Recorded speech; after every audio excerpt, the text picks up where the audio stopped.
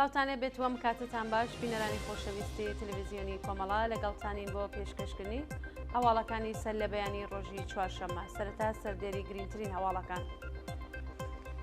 کۆبوونەوەی خانشینکراوانی کشوەری لە کرماشان و ئیلام، ڕێزگرتن لە یادی عێرفان کاکایی لە جوانڕۆ، گیان لە دەستانی کاسبکارێک لە سنووری پیرانشار، برینداربوونی چەند کۆڵبەر بە چەقەی هێزەکانی ڕژیم لە سنووری بانە، ڕفاندنی 5 مێرمەنداڵی خەڵکی پیرانشار لەلایەن حکوومەت، کۆبوونەوەی کرێکارانی تازە دامەزراو لە ناوچە نەوتیەکانی باشووری ئێران، ناڕەزایەتی پەرستەران لە شارستانی سەمەعەت سەرا و هاودەنگی ئەنجومەنی قەلەمی مێلبۆرن لەگەڵ چالاکانی مەدەنی بەندکراو لە ئێران.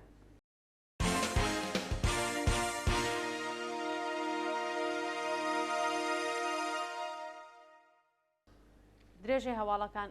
کۆبوونەوەی خانشینکراوانی کشوەری لە کرماشان و ئیلام ڕۆژی سێشەممە 30 خەزەڵوەری 1402 خانشینکراوانی کشوەری لە شارەکانی کرماشان و ئیلام هاوڕێ لەگەڵ خانشینکراوانی چەند شاری دیکەی ئێران دژ بە دۆخی خراپی مەعیشەتی کۆبوونەوە.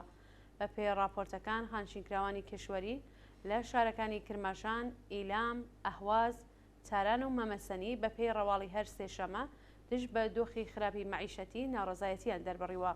خانشینکراوانی کشوەری خوازیاری چوونەسەرەوەی ئاستی حەقدەست و مەزایە بەکردەوە دەرهاتنی گەڵاڵی هاوسانسازی و دابینکردنی بیمەی دەرمانی کارامە بۆ خۆیان و بنەماڵەکانیان بوون.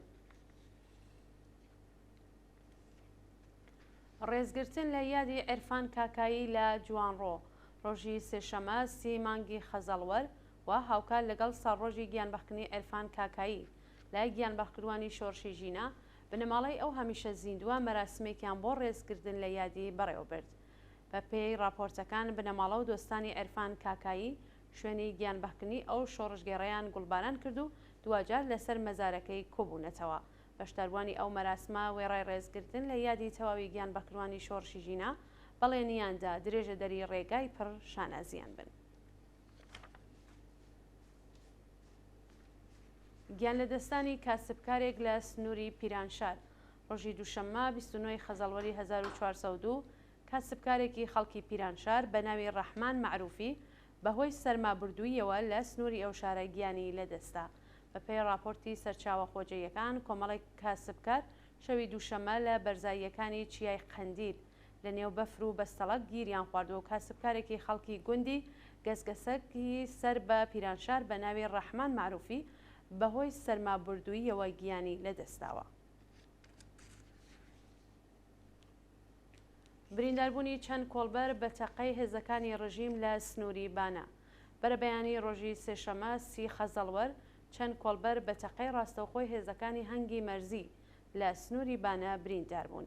بە پێی زانیاریەکان تا ئێستا ناسنامەی کۆڵبەرێک بە ناوی کوچەک جەوهەر پشتڕاستکراوەتەوە. چگەی ئاماژەیەکە هیچ زانیاریەک لەسەر ژمارەی ڕاستەقینەی بریندارەکان و ناسناوەیان لە بەردەستان نییە. ئەوتەی هاوڵاتیان سەرهەنگ مهدی واحدی فەرماندەی هەنگی مەرزی بانە ڕاستەوخۆ تەقەی لە کۆڵبەران کردووە. ڕفاندنی 5 مێرمەنداڵی خەڵکی پیرانشار لەلایەن حکوومەتەوە شەوی یەکشەممە 28 خەزەڵوەری 1402 5 مێرمەنداڵی خەڵکی پیرانشار بە ناوەکانی هێدی یوسف ئەقدەم تەمەن 16 ساڵ، فەرزین نەبی تەمەن 14 ساڵ، کۆمار نەبی تەمەن 16 ساڵ، پێشەوە نەبی تەمەن 16 ساڵ و کارزان نەبی تەمەن 15 ساڵ لەلایەن هێزە ئەمنیەکانەوە ڕفێنراون. بە پێی راپۆرتەکان هێزە ئەمنیەکان هێرشیان کردوە سەر بنەماڵەی 4 مێرمەنداڵ بە ناوەکانی هێدی یوسفی ئەقدام، کۆمار نەبی، پێشەوە نەبی، کارزان نەبی و بە توندوتیژیەوە دەست بەسەریانیان کردوون. هەروەها فەرزین نەبی لە شوێنی کارەکەی لەلایەن هێزە ئەمنیەکانەوە بە لێدان دەست بەسەر کراوە. شانی باسا کارڕفاندنی ئەو 5 منداڵە بەبێ بەڵگەی قەزایی بووە و زانیاریەک لەسەر شوێنی ڕاگیران و هۆکاری بەندکرانیان لە بەردەستانیە. کۆبوونەوەی کرێکارانی تازە دامەزراو لە ناوچە نەوتیەکانی باشووری ئێران ڕۆژی سێشەممە 30 خەزەڵوەری 1402 کرێکارانی تازە دامەزراو لە ناوچە نەوتیەکانی باشووری ئێران بۆ جارێکی دیکە لە ناڕەزایەتی بە جێبەجێنەکردنی داخوازیەکانیان کۆبوونەوە. کرێکارانی تازە دامەزراوی نەوت خوازیاری چوونەسەرەوەی ئاستی حەقدەست و مەزایە وەلانانی سەقفی حەقدەست گەڕانەوەی ئەو بڕە پارەیە وەکو باج لەسەر حەقدەستەکانیان کەم کراوە، دابینکردنی ئەمنیەتی پیشەیی و بیمەی کارامە، چاکسازی لە بواری مەعیشەت و ئیمکاناتی ڕەفاهی، بەکردەوە دەرهاتنی مادەی دەی یاسای ئەرک و بەرپرسیارەتی پرسنەلی نەوت و کۆتایی هێنان بە دەستێوەردانەکانی دەوڵەت لە سندوقی خاننشینی پرسنەلی نەوت بوون. ناڕزایەتی پەرستاران لە شارستانی سۆمایەسەرا ڕۆژی سێشەممە 30 مانگی خەزەڵوەر پەرستانانی شاغڵ لە نەخۆشخانەی خومینی شاری سۆمایەسەرا لە پارێزگای گیلان دژ بە دۆخی خراپی پیشەی و مەعیشەتی کۆبوونەوە. پەرستارانی ناڕازی خوازیاری پێدانی حەقدەست و مەزایە دواخراوەکان چوونە سەرەوەی ئاستی حەقدەست، بردنە سەرەوەی تەعرفەی پەرستاری، پێدانی ئیزافەکاری و کەمکردنەوەی سەعاتی کار، دامەزراندنی پەرستاری نوێ، دابینکردنی ئەمنیەتی پیشەی و گۆڕانی قەراردادیەکانیان بوون.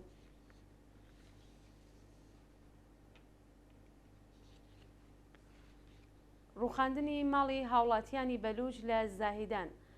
بەیانی ڕۆژی سێشەممە 30 خەزەڵوەری 1402 هێزەکانی سوپای پاسداران هێرشیان کرد سەر گەڕەکەکانی ڕەحماناباد و غەریباباد لە نزیک تەرمیناڵی زاهیدان و چەند خانوویان ڕووخاند. بەپێی راپۆرتی چالاکانی بەلوچ دانیشتوانی ئەو دوو گەڕەکە داوای حکمی قەزاییان کردووە، بەڵام هێزەکانی سوپای پاسداران هێرشیان کردوە سەریان و ڕێگەیان نەداوە کەس فیلم لەو ڕووداوە بگرێت و چەند کەسیان بە لێدان و ئەشکەنجە بریندار کردووە. کوژران و برینداربوونی 8 کەس بەهۆی ڕووداوی هاتۆچووی سوختبەران ڕۆژی دووشەممە 29 خەزەڵوەری 1402 بەهۆی پێکدادانی نێوان بە بورن ئۆتۆمبیلی سوختبەرێک لەگەڵ سرویسی هاتوچووی قوتابیان لە مەحوەری سەربیشە بۆ نێهبەندان 8 کەس لەوانە 4 قوتابی کوژرا و بریندار بوون. بەپێی زانیاریەکان ئۆتۆمبیلی سوختبەرێکی بەلوچ لە مەحوەری سەربیشە بۆ نێهبەندان کۆنتترۆلی لەدەستاوە و خۆی کێشاوە بە ئۆتۆمبیلێکی پرایت کە قوتابیانی بۆ مەدرسە دەگواستەوە. لە ئەنجامی ئەو پێکدادانەدا 5 کەس گیانیان لەدەستاوە 3 کەسی دیکەش بریندار بوون. دەست بەسەرکردنی ئیسماعیل گرامی لە کۆبوونەوەی خانشینکراوان لە چاران. ئیسماعیل گرامی چالاکی کرێکاری خانشینکراو ڕۆژی سێشەممە 30 خەزەڵوەر لە کاتی بەشداری لە کۆبوونەوەی خانشینکراوان لە بەردەم وەزارەتی ڕەفاه لەلایەن هێزە ئەمنیەکانەوە دەست بەسەرکرا. ئیسماعیل گرامی پێشتر و لە ساڵەکانی 1940 دووجار لەلایەن ئیدارەی ئیتلاعاتەوە دەست بەسەرکرا بوو. ئەو چالاکە کرێکاریە دوجار لەلایەن دەستگای قەزایی ڕژیمەوە بە تۆمەتی ئیجماع و تەبانی بۆ تێکدانی ئاسایشی نەتەوەیی بە 5 ساڵ زیندان، 75 زەربەشەلاق و 2 ملیۆن تمەن جەزای ماڵی مەحکوم کرا. مانگی ڕەزبەری 1401 و لە کاتی ئاگرکردنی زیندانی ئێڤین، ژاڵە ڕوحزاد چالاکی سنفی و هاوژینی ئیسماعیل گرامی و کۆمەڵێک چالاکی دیکە بە ناوەکانی یاشار تەوحیدی، ئەمیر عەباس ئازەرموندێ، ئەبوولفەزل نژاد فەتح، محەممەد ئیران نژاد و عادل گورجی بە لێدان و ئەشکەنجە دەست بەسەر و بۆ زیندانی ڕەجای شار گوازرانەوە. مانگرتنی کرێکاران و کارمەندانی دەوڵەتی لە ئیتالیا. ماوەی چەند ڕۆژە کارمەندان و کرێکارانی دەوڵەتی لە ئیتالیا دژ بە نەبوونی ئەمنیەتی پیشەیی مانیان گرتووە و خوازیاری درێژکردنەوەی ماوەی گرێبەستەکانیان بوون. بەپێی راپۆرتەکان دەست لە کارکێشانەوەی کرێکاران و کارمەندانی دەوڵەتی لە ئیتالیا لە ڕۆژی 18 مانگی نۆڤەمبری 2023ەوە دەستی پێکردووە. ناڕازیان خوازیاری دابینکردنی ئەمنیەتی پیشەیی، دامەزراندنی هێزی کاری نوێ، کەمکردنەوەی گوشارە کاریەکان و درێژکردنەوەی ماوەی قەراردادەکانیان بوون. بەوتەی چالاکانی کرێکاری ئیتالیا بەڕێوەبەرانی دەوڵەت لە ڕێگەی واژۆکردنی قەراردادی کاتیەوە دەیانەوێت بێڕێزی بە کرێکاران و کارمەندانی دەوڵەتی بکەن و زۆر جار هەڕەشەی لەسەر کاردەرکردنیان لێ دەکەن.